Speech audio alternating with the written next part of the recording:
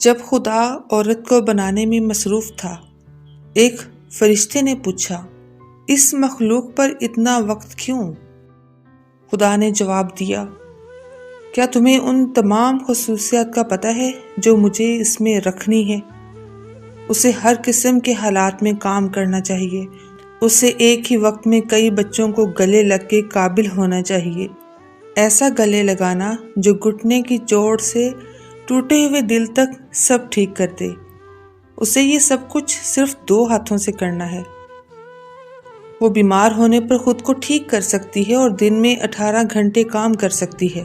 فرشتہ متاثر ہوا، بس 2 ہاتھ؟ ناممکن! اور کیا یہ معیاری ماڈل ہے؟ فرشتہ قریب آیا، اس نے عورت کو چھوا اور بولا، لیکن آپ نے اسے بہت نرم بنا دیا۔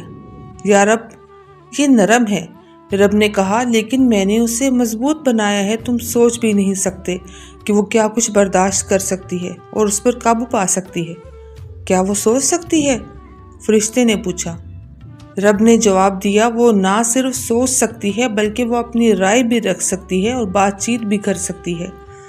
فرشتے نے عورت کے گالوں کو چھوا اور بولا، یا رب، لگتا ہے یہ تخلیق ٹپک رہی ہے۔ آپ نے اس پر بہت زیادہ بوجھ ڈال دیا ہے۔ یہ ایک آنسو ہے۔ رب نے فرشتے کی اصلاح کی۔ یہ کس لیے ہے؟ فرشتے نے پوچھا۔ رب نے کہا، آنسو اس کے غم، اس کے شکوک، اس کی محبت، اس کی تنہائی، اس کی تکلیف اور اس کے فخر کے اظہار کا طریقہ ہے۔ اس بات نے فرشتے پر بڑا اثر ڈالا۔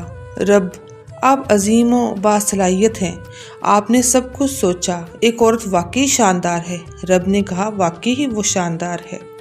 اس کے پاس طاقت ہے جو آدمی کو حیران کر دیتی ہے۔ وہ مصیبت کو سنبھال سکتی ہے اور بھاری سے بھاری بوجھ اٹھا سکتی ہے۔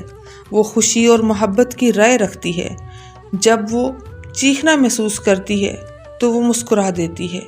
وہ ہنستے ہنستے رو دیتی ہے، وہ روتے روتے ہنس پڑتی ہے۔ وہ جس چیز پر یقین رکھتی ہے اس کے لیے لڑتی ہے۔ جب وہ کچھ کرنے کا ٹھان لے تو کر گزرتی ہے۔ اس کی محبت غیر مشروط ہے، یعنی بغیر شرطوں کے ہے۔ اس کا دل ٹوٹ جاتا ہے جب کوئی قریبی رشتہ دار یا عزیز مر جاتا ہے، لیکن وہ زندگی کے ساتھ چلنے کی طاقت رکھتی ہے۔ فرشتے نے پوچھا، تو وہ ایک کامل وجود ہے؟ رب نے جواب دیا، نہیں، اس میں صرف ایک خرابی ہے۔ وہ اکثر بھول جاتی ہے کہ اس کی اہمیت کیا ہے۔